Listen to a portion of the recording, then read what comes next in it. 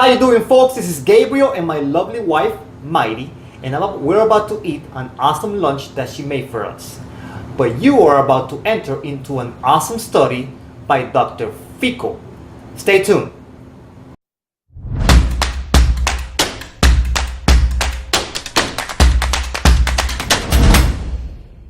Hello my friends, this is Gabriel the proActivator, and we are getting started with our brand new series on the Bigger, Leaner, Stronger video summary. Now let's get started with the 7 myths and mistakes of muscle building that are out there. I will then get Dr. Fico and we will dissect some of these myths and mistakes. Now the myths and mistakes are as follows. Number 1. More sets equal more growth. Number 2 is you have to feel the burn to grow. Number 3 is wasting time with the wrong exercises. Number 4 is constantly changing up your routine. Also, number 5 is lifting like an idiot. It's a mistake. Then we have number 6, which is lifting like a wussy.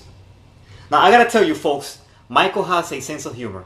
I don't remember the last time that I called somebody a wussy. But I get it. Dave Ramsey does the same exact thing and uses the word stupid very loosely.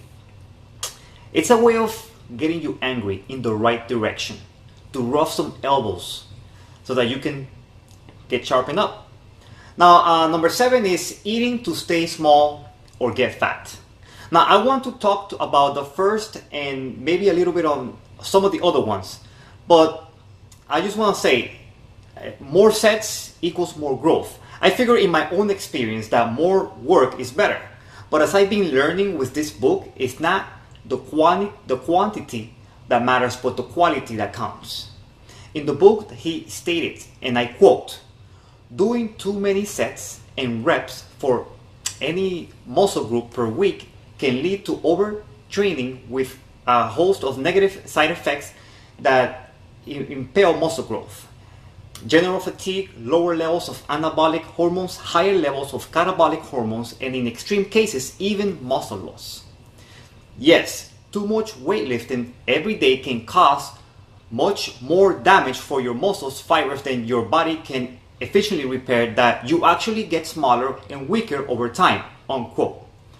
There you have it, folks. More sets does not equal more growth. Now let's get Dr. Fico's input on this matter and ask him what are anabolic hormones and what are catabolic hormones, and let's see what he has to say about this. Take it away, Dr. Fico. Hey Gabriel, how are you doing today? Good, thank you. Okay. Yes, Gabriel, but before we go into those deep waters of what a catabolic hormone is, what an anabolic hormone is, it's better that we review some basic concepts of what metabolism is.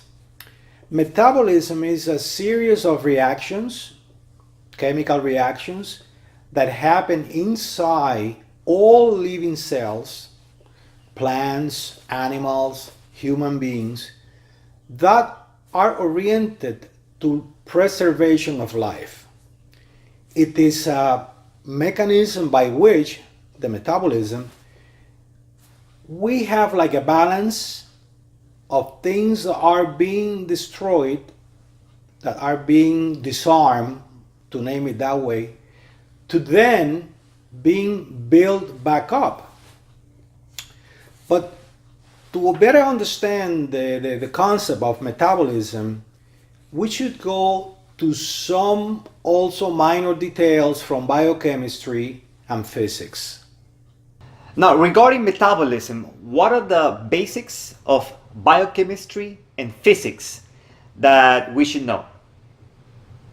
There are some basic concepts like what is an atom, what a molecule is, from where we can get those molecules, that we should review.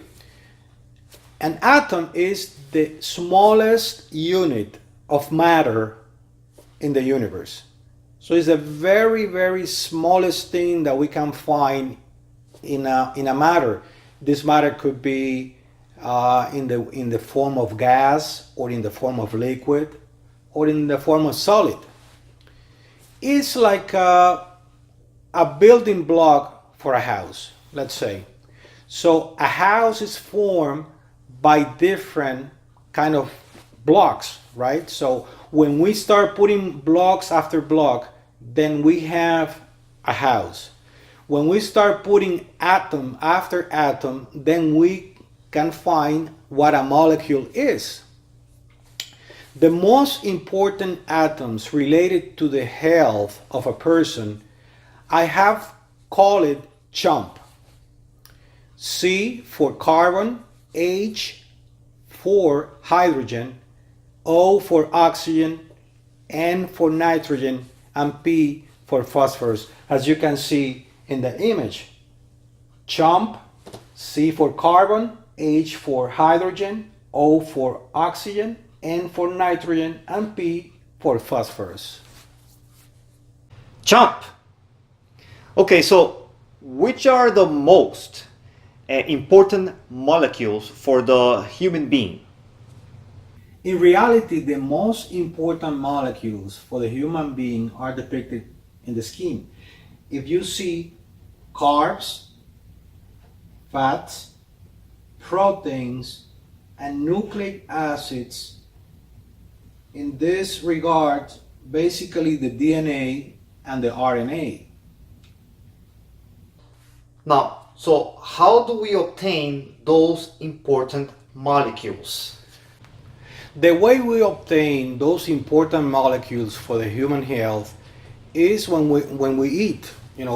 From food we can obtain all of them: the carbs, the fats, the proteins, and the nucleic acids. Now, the issue is that we have to destroy, let's say, those molecules and then reform them once they have been digested.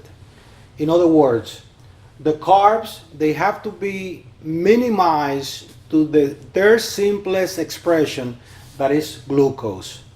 In the case of fats, this has to be degraded to the simple form of fat, that is a fatty acid. And the same for proteins.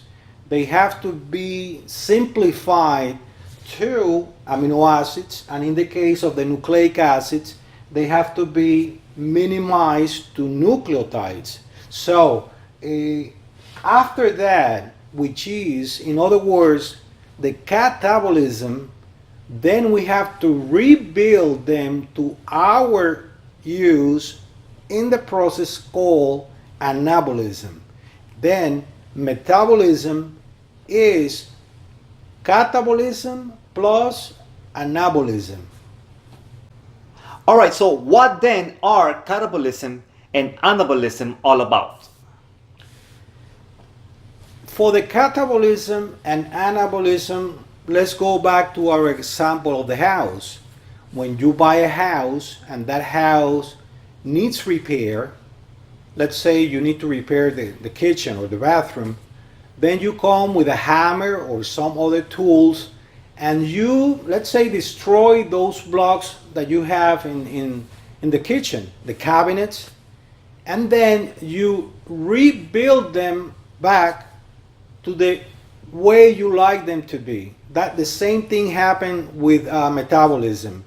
We eat the food, we eat the carbs, the fats, the proteins.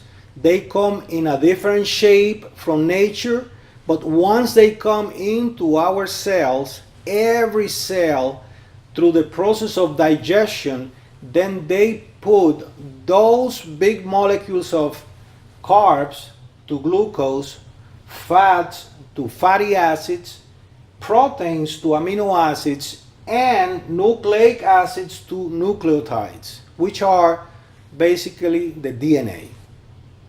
So, Dr. Fico, explain to us which are the catabolic hormones and the anabolic hormones. Now that we understand what catabolism is, that is destruction basically, and anabolism is, that is rebuilding, new formation, catabolic hormones are hormones in our body that destroy and waste tissues like the muscle. For example, those catabolic hormones are cortisol, adrenaline, which is also known as epinephrine, and glucagon. The anabolic hormones, which builds up the muscle, we have at least 4 of them: growth hormone, insulin, testosterone, and estrogen. As you know, steroids has been popularized for building muscles, and those steroids basically are testosterone that many people have misused in order to build up muscles. Well, folks, there you have it. I mean, Dr. Fico has given us some tangible evidence, and not just that, but Michael Matthew also has in his book in the back all the tangible evidence of the studies that they've done in different universities to solidify the information that we have gathered in his book. And Dr. Fico has given us the study on basically how our body works in those specific areas. So with that, folks, Dr. Fico, thank you so much. Always a pleasure. I hope to see you next time. And folks, if you like the study, please remember to subscribe and share these videos if you know that it's going to help somebody else. Thank you for watching, and for now, proactivate your health and proactivate your life.